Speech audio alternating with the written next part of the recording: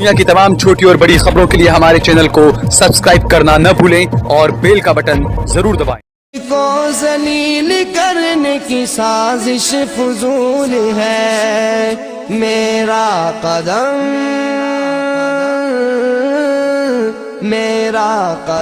कदम पे मददगार है खुदा व तुइज़्ज़ु मन तशा व तुज़िल्लु मन तशा व तुइज़्ज़ु मन तशा व तुज़िल्लु। मुबारकबाद देता हूँ कि मेरे नबी सल्लल्लाहु अलैहि वसल्लम का फरमान है कि मुझे हिंदुस्तान की मिट्टी से मोहब्बत की खुशबू आती है। इसकी सरिश्त में यहाँ के लोगों की नेचर में मोहब्बत है।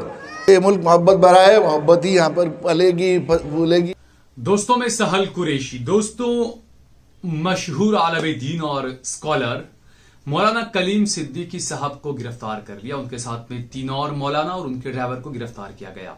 पूरी दुनिया में यह खबर आग की तरह फैल गई है। दोस्तों, हम आपको बता दें कि ग्लोबल पीस सेंटर और जमीयत वलीउल्लाह ट्रस्ट के अध्यक्ष हैं मौलाना कलीम सिद्दीकी साहब। बड़े आलम दीन हैं, इस्लामी स्कॉलर हैं और 7 सितंबर को मोहन भागवत से उन्होंने मुलाकात की थी और उससे 1 महीने पहले मोहन भागवत के भाई से भी उन्होंने मुलाकात की थी। ये दरअसल मेरठ से अपने गांव फूलत जा रहे थे मुजफ्फरनगर। मेरठ में नमाज पढ़ने के लिए रुके और वहां पर जो है वो उन्हें गिरफ्तार कर लिया गया उनके 4 साथियों के साथ में। उनका एक ड्राइवर तो 3 मौलाना उनके साथ में थे। और उसके बाद क्योंकि मेरठ से मुजफ्फरनगर जो उनका गांव है फूलत, वहां की दूरी महज 40-45 मिनट का रास्ता है। लेकिन जब ईशा की नमाज पढ़ने के लिए वो रुके मेरठ में और वहां पर उन्हें गिरफ्तार कर लिया गया। घर वाले घर पर इंतजार ही करते रहे फूलत में। जब 4-5 घंटे बीत गए उसके बाद में घर वालों को थोड़ी टेंशन हुई कि आखिरकार अब तक कहां गए, आए क्यों नहीं है अभी तक। पता चला, इंक्वायरी की तो कुछ खबर नहीं मिल पाई कि कहां हैं क्या है। उसके बाद में पुलिस थाने में काफी लोग जमा हुए। पुलिस से कहा गया कि कहां गायब हैं क्या है। पुलिस ने भी कुछ नहीं बताया। पुलिस ने कहा हमें कुछ नहीं पता। लेकिन उसके बाद देर रात पता चला कि यूपी एटीएस ने जो है वो मौलाना कलीम सिद्दीकी साहब को गिरफ्तार किया। अब सवाल ये उठता है कि आखिर गिरफ्तार क्यों किया। दोस्तों, बड़ी हैरानी की बात है कि इतने पढ़े लिखे लोग एटीएस अफसर होते हैं और उन्होंने आरोप जो लगा है मौलाना कलीम सिद्दीकी साहब पर, उन एटीएस अधिकारियों का कहना है कि अवैध धर्मांतरण के आरोप में इन्हें गिरफ्तार किया गया है। अब मैं इन एटीएस अधिकारियों से पूछना चाहूंगा कि आपने मौलाना कलीम सिद्दीकी साहब को अवैध धर्मांतरण के आरोप में गिरफ्तार किया है, तो आप मुझे यह बताइए कि वैध धर्मांतरण क्या होता है। जब किसी भी व्यक्ति को, चाहे वो हिंदू हो, मुस्लिम हो, सिख हो, ईसाई हो, कोई भी हो, जब उसको धर्म परिवर्तन करना होता है, जब किसी मान लीजिए कोई भी व्यक्ति अगर उसको हिंदू धर्म अपनाना है तो उसको एक साधु संत के पास जाना ही पड़ेगा। उसके बिना तो उसका धर्मांतरण मुश्किल लगता है। इसी तरह कोई अगर मुसलमान बनना चाहता है तो उसको किसी मौलवी के पास, किसी आलिम के पास जाना पड़ता है जानकारी लेने के लिए। किसी को क्रिश्चियन बनना है तो उसको फादर के पास, पादरी के पास जाना पड़ता है। किसी को सिख बनना है तो उसको सिख धर्मगुरु के पास जाना पड़ता है। तो ऐसे में अवैध धर्मांतरण क्या होता है, ये बड़ा बड़ा सवाल है दोस्तों। ये कि अवैध धर्मांतरण के आरोप में गिरफ्तार किया गया है और कहा है कि आप सामाजिक सौहार्द के कार्यक्रमों की आड़ में कहा गया कि ये धर्मांतरण का काम करते हैं। तो ये उन अधिकारियों से मैं पूछना चाहूंगा कि भाई जो धार्मिक जो दावत होती है, धार्मिक जो दावत दी जाती है, धर्म के बारे में जब कुछ बताया जाता है तो वो बिल्कुल सौहार्द के कार्यक्रम में ही बताया जाता है। वो किसी हिंसा के तहत नहीं बताया जाता है कि ये धर्म ऐसा है या क्या है। तो धार्मिक जो दावत दी जाती है वो बिल्कुल सौहार्द के कार्यक्रम के माध्यम से ही दी जाती है। और मेरे देश का संविधान इतना खूबसूरत है कि मेरा देश का संविधान भी इजाजत देता है कि आप सौहार्दपूर्ण तरीके से अपने धर्म का फैलाव कर सकते हैं। इसमें गलत किया है। ये संविधान हर नागरिक को, देश के हर नागरिक को अपने अपने धर्म को पालने की इजाजत देता है, अपने अपने धर्म का प्रचार प्रसार करने की इजाजत देता है। तो इसमें अगर जब इन्हें गिरफ्तार किया तो इसमें असंवैधानिक या गैर कानूनी या अवैध क्या नजर आया एटीएस को, ये बड़ा सवाल है दोस्तों। दूसरा, हमने देखा कि पिछले कुछ महीनों पहले उमर गौतम को गिरफ्तार किया गया था और उनके साथ में एक मौलाना थे, काजी साहब थे, उन्हें भी गिरफ्तार किया गया था। मुफ्ती काजी जहांगीर को गिरफ्तार किया गया था और उन पर भी आरोप यह था कि इन्होंने जबरन जो है वो या बहला फुसला कर या किसी भी तरीके से अवैध तरीके से जो है वो धर्मांतरण करवाया लोगों का। गिरफ्तार किया गया, उन्हें सलाखों के पीछे डाल दिया गया। लेकिन आज तक कोई एक व्यक्ति ऐसा निकल कर नहीं आया जिसने ये कहा हो कि हाँ भाई मेरा जो है वो उमर गौतम ने या मेरा मौलाना कलीम सिद्दीकी ने जबरदस्ती से धर्मांतरण करवाया। ऐसा कोई व्यक्ति बाहर अभी तक नहीं आया है और आएगा भी नहीं, क्योंकि आप खुद एक तरफ एटीएस खुद कह रही है कि सौहार्दपूर्ण सौहार्द के कार्यक्रम करते थे और उसके जरिए ये धर्म फैलाते थे, तो जोर जबरदस्ती तो बीच में कहीं आती नहीं है। दूसरा कहा कि ये लालच दिया करते थे।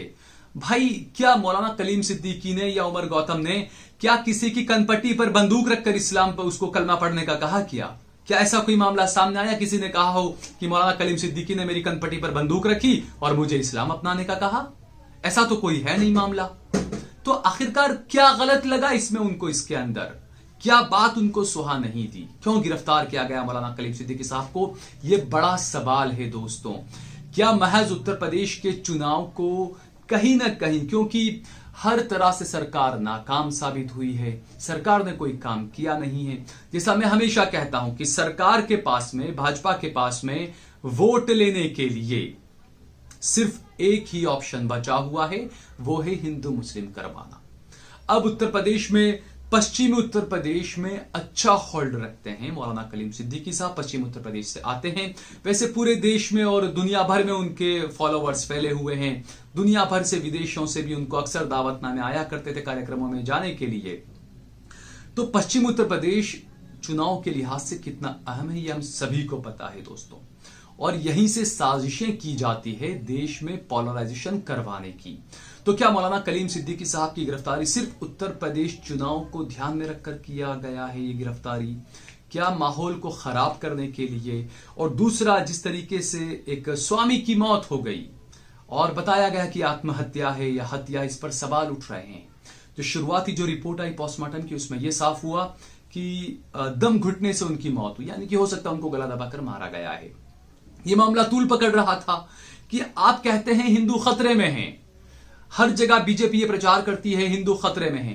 भाई प्रधानमंत्री आपका, मुख्यमंत्री आपका, पुलिस का मुखिया आपका, सब कुछ आपका, उसके बावजूद हिंदू खतरे में कैसे है? आपने कहा योगी राज है, राम राज उत्तर प्रदेश में, उसके बावजूद एक बड़े संत की, अयोध्या में एक बड़े संत की मौत या हत्या कैसे हो जाती है? यह बड़ा सवाल है दोस्तों। क्या इस मामले को, क्योंकि एक संत की हत्या हो जाए जिसका सीधा मामला अयोध्या से जुड़ा हुआ हो, ऐसे संत की हत्या हो जाए, और खास बात तब हत्या हो जब एक दिन पहले उस संत ने उत्तर प्रदेश के बड़े नेता, डिप्टी सीएम, मंत्री केशव प्रसाद मौर्य से मुलाकात की थी, वहां के बड़े पुलिस अधिकारी से मुलाकात की थी, और दूसरे दिन उनकी मौत हो जाती है, उनकी हत्या या आत्महत्या जो भी कहें वो हो जाती है। ये बड़ा सवाल है दोस्तों। केशव प्रसाद मौर्य से क्या मुलाकात हुई, क्या बातचीत हुई थी उनकी? पुलिस के जो अधिकारी से उनकी जो मुलाकात हुई एक दिन पहले, क्या बातचीत हुई थी वहां पर? क्या एक संत की मौत को लेकर उत्तर प्रदेश में माहौल खराब होने वाला था? क्या इसी वजह से मौलाना कलीम सिद्दीकी को गिरफ्तार करके माहौल को खराब करने की कोशिश की जा रही है? देश के हिंदू भाइयों को, भोले भाले उत्तर प्रदेश के हिंदू भाइयों को उकसाने की और उनका मन, उनका दिमाग डाइवर्ट करने की क्या यह कोशिश की गई है? यह बड़ा सवाल है दोस्तों, क्योंकि मौलाना कलीम सिद्दीकी साहब जो वो शख्सियत हैं जो एक मर्तबा दिल्ली के एक अस्पताल में पहुंच गए।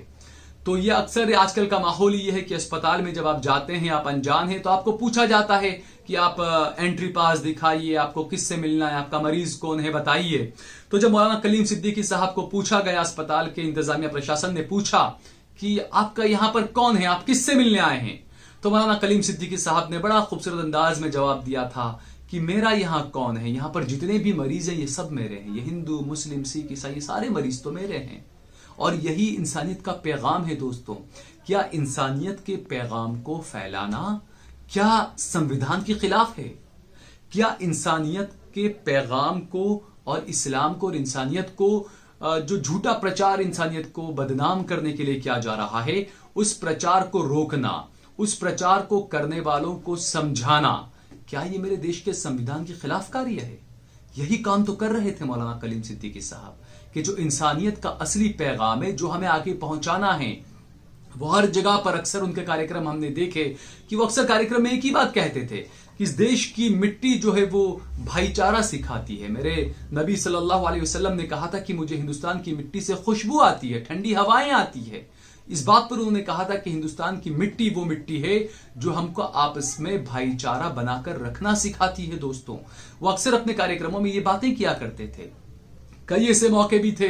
एक मौका तो ये भी था कि एक दलित व्यक्ति थे, 2-3 दलित व्यक्ति थे, उन्हें पता चला कि किसी जगह पर मौलाना कलीम सिद्दीकी साहब आने वाले हैं। उत्तर प्रदेश का ही शायद ये मामला है। तो वो 2 दलित भाई वहां पर खड़े हुए थे। मौलाना आए, मौलाना ने उनसे हाथ मिलाया, उसके बाद उनको अंदर कमरे में लेकर गए और जब खाने बैठे तो जब जिसने दावत की थी उन्होंने अलग अलग प्लेटें निकालकर, अलग अलग थाली निकालकर सबके सामने रखी। तो मौलाना कलीम सिद्दीकी साहब ने कहा कि नहीं, हम एक थाली में खाएंगे। वो जो 2 दलित भाई थे, मौलाना साहब ने एक रोटी उठाई, उसके 3-4 टुकड़े किए, 2-3 उन दलित भाइयों के हाथ में दिया, उसका एक टुकड़ा अपने हाथ में रखा और एक ही थाली के अंदर वो खाना खा रहे थे उन दलित भाइयों के साथ में। वो तीनों दलित इतनी इज्जत देखकर खुद ब खुद रोने लगे। वो तार-तार हो गए कि हम एक सफाई कर्मी, हमें कोई बात तक नहीं करता, साथ में खाना बैठाना तो बहुत दूर की बात है। उन्होंने खाना खाकर मौलाना कलीम साहब से कहा, हजरत इस्लाम क्या है, आज हमने देख लिया, हमें कलमा पढ़ा दीजिए। तो इस तरीके से इस्लाम फैला है मेरे दोस्तों। तो आखिर ये किस तरीके से असंवैधानिक कहना, गैर कानूनी कहना, ये बड़ा सवाल है दोस्तों। आपने, जैसा मैंने बताया कि आपने उमर गौतम को गिरफ्तार किया, आपके क्या हाथ में आया? क्या आज तक कोई सामने आया किसी ने ऐसा कहा कि भाई जबरदस्ती उन्होंने हमें इस्लाम धर्म जो है वो अपनाने के लिए मजबूर किया? ऐसा कोई व्यक्ति आज तक सामने आया? कोई सामने नहीं आया। तो ये एक बड़ी साजिश है। और दूसरा, मौलाना कलीम सिद्दीकी साहब वो शख्सियत हैं कि वो जहां भी जाते हैं तो मेरे अल्लाह ने उन्हें वो सलाहियत दी है कि खुद ब खुद लोग उनकी तरफ आते हैं, खुद ब खुद लोग उनसे इस्लाम अपनाने की बात करते हैं। और कई बार तो ये भी मौके आए कि कई बार कुछ पुलिस अफसर उनके पास कुछ कार्रवाई के लिए या कुछ बातचीत के लिए पहुंचे, वो पुलिस अधिकारी जब वहां से खड़े होकर गए तो वो खुद कलमा पढ़कर वहां से बाहर निकले। तो ये है मेरे इस्लाम की ताकत, यह है जो मेरे दीन दाई हैं, जो मेरे दीन के दाई जो यहाँ पर हैं, ये उनको अल्लाह ने ये सलाहियत दी है। किस तरीके से अल्लाह उनसे ये काम ले रहा है। तो शायद यही बातें हजम नहीं हो पा रही है। और जैसा मैंने कहा कि उत्तर प्रदेश के चुनाव में वोट किस तरीके से लेना, तो उसके लिए जो है वो एक कलीम सिद्दीकी साहब का वो चेहरा था जिसे मोहरा बनाया जा रहा है। लेकिन मुझे उम्मीद है, हमें इस देश के कानून पर भी पूरा भरोसा है, इंशाअल्लाह जो भी होगा बेहतरीन फैसला होगा। और दूसरा, मैं हमेशा ये बात कहता हूं कि देखिए, जो लोग इस्लाम को बदनाम करते हैं, जो लोग कुरान को बदनाम कर रहे हैं, तो जो लोग करते हैं बदनाम, मैं उनसे कहना चाहूंगा कि देखिए, आप जितना बदनाम कर रहे हैं इतना ज्यादा हमें फायदा होगा, इस्लाम को इतना ही ज्यादा फायदा होगा। क्योंकि मेरा देश का जो युवा है, चाहे वो हिंदू हो, चाहे वो नास्तिक हो, लेकिन एक बात आप सोचिए कि जब किसी से कोई नफरत करता है, अगर आपको कोई पकड़कर बार बार कहे कि इससे नफरत करिए, इससे नफरत करिए, ये ऐसा, ये वैसा, ये ऐसा, ये वैसा, आप किसी को बार बार जब ये कहेंगे, वो व्यक्ति भले ही जानता ना हो सब कुछ, लेकिन जब उसको बार बार आप उसको ये कहेंगे कि ये गलत है, ये गलत है, ये गलत है, इस्लाम गलत है, कुरान गलत है, इस्लाम गलत है, कुरान गलत है, अगर ऐसा बार बार आप उस व्यक्ति को कहेंगे तो वो व्यक्ति खुद उसमें रुचि पैदा होगी। वो कहेगा कि आखिर ऐसा तो है क्या इस्लाम में, ऐसा तो है क्या कुरान में, लाइए जानते हैं इस्लाम क्या है, कुरान क्या है। और मेरे अल्लाह ने इतनी बेहतरीन ये इंसानियत की किताब बनाई कुरान पाक कि जो भी इसे पढ़ता है खुद ब खुद उसको इससे मोहब्बत हो जाती है। और इसी तरीके से इस्लाम फैलता है मेरे दोस्तों। जब आप इस्लाम की बुराई करते हैं, जब आप कुरान की बुराई करते हैं, तो मेरे देश के युवा, पूरी दुनिया के युवा ये सोचने को मजबूर होते हैं कि लाइए पढ़कर देखा जाए आखिरकार कुरान है क्या, इस्लाम है क्या। और वो फिर पढ़ते हैं तो पढ़ते चले जाते हैं और उसके बाद में वो खुद ब खुद उनके दिल के अंदर वो नूर उतर जाता है दोस्तों। तो इस तरीके से इस्लाम फैला है दोस्तों। आज अमेरिका, कनाडा, जर्मनी, फ्रांस, यहाँ पर क्या आप कोई तलवार लेकर जा सकते हैं? नहीं जा सकते। उसके बावजूद वहां पर इस्लाम किस तरीके से, कितनी तेजी के साथ में फैल रहा है, ये हम सभी को पता है। तो दोस्तों वहां तो कोई तलवारें नहीं उठाई गई। तो दोस्तों यही वजह है कि आपके अखलाक किस तरीके से हैं, ये इस तरीके से इस्लाम फैलता है। आपके अखलाक देखकर इस्लाम फैल रहा है। आप ज्यादा नफरत फैला रहे हैं, लोग मजबूर हो रहे हैं कुरान पढ़ने के लिए। आखिरकार इस्लाम में ऐसा तो क्या है कि लोग इतनी नफरत कर रहे हैं इस्लाम से, और फिर वो कुरान पढ़ता है, वो युवा, नौजवान, लड़का या लड़की या जो भी, और उसके बाद में फिर वो इस्लाम को अपना लेता है। तो यह है असली इस्लाम। तो इस तरीके से यानी कि कुछ भी इस मामले में गलत तो हमें तो नजर नहीं आता, लेकिन मैंने जैसा कहा कि राजनीतिक गिरफ्तारी है दोस्तों। उत्तर प्रदेश में चुनाव है, वोट लेने हैं, मेरे देश के हिंदू भाइयों को उकसाना है मौलाना कलीम सिद्दीकी के नाम पर, तो सिर्फ एक राजनीतिक गिरफ्तारी जो है ये मौलाना कलीम सिद्दीकी साहब की गई है। इस बारे में हम सभी को सोचना चाहिए। और दूसरा मैं ये कहूंगा कि देखिए, दुनिया के किसी भी कोने में कहीं पर भी कोई इंसान अगर परेशान है या कोई मुसलमान परेशान है, कोई मोमिन परेशान है, तो एक मोमिन की मदद करना ये 50 सहाबाओं की मदद करने के बराबर है। क्योंकि ये एक वाकया ऐसा था कि मेरे नबी सल्लल्लाहु अलैहि वसल्लम ने एक बार कहा था कि एक उम्मत ऐसी आएगी, एक वक्त ऐसा आएगा, एक दौर ऐसा आएगा जब एक मुसलमान की मदद करना 50 सहाबियों की मदद करने के बराबर होगा मेरे दोस्तों। तो क्या ये वही दौर है? क्योंकि किसी को सही बोलने का कोई आगे नहीं आता, हक बात बोलने के लिए कोई आगे नहीं आता है। आप किस चीज का इंतजार कर रहे हैं? हक बात बोलने में आपको किस चीज का डर है? क्या आप अपनी बारी का इंतजार कर रहे हैं कि जब आपकी बारी आएगी तभी आप बोलेंगे? तो फिर आप अपनी बारी का इंतजार ही करते रहिए। जैसा आप आज सोच रहे हैं कि आज हम किसी के लिए नहीं बोलेंगे, इसी तरीके से कल जब आपके साथ में कुछ गलत होगा तो हो सकता है आपके साथ में कोई खड़ा नहीं होगा दोस्तों। इसीलिए हिंदू, मुस्लिम, सिख, ईसाई, किसी भी मजहब का मेरा कोई भी भाई परेशानी में अगर कोई भी भाई मुब्तला है तो उसके साथ में हमें कंधे से कंधा मिलाकर खड़े रहना होगा। अगर वो हक पर है तो इस बात पर गौर करिएगा। ये वीडियो अगर आपको पसंद आया हो तो इस पर ज्यादा से ज्यादा कमेंट करिए, इसे लाइक करिए, इसे ज्यादा से ज्यादा शेयर करिए। अगर आपने हमारा चैनल देश लाइव सब्सक्राइब ना किया हो तो हमारे चैनल को जरूर सब्सक्राइब करिए।